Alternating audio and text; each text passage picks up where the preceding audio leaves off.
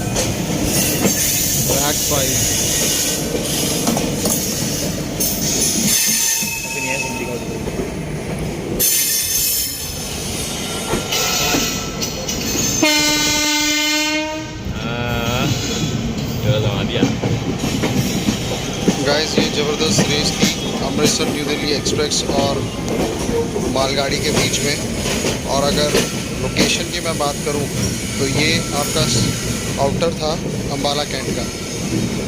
तो I hope आपको video अच्छी लगी होगी। वीडियो अच्छी लगी हो तो यार लाइक ज़रूर करना, और चैनल को अभी तक सब्सक्राइब नहीं करा है तो नीचे रेड कलर का बटन आ रहा होगा, दबा के प्रेस कर देना सो दैट कि हमारी आने वाली वीडियोज़ आप लोगों तक पहुँच सके।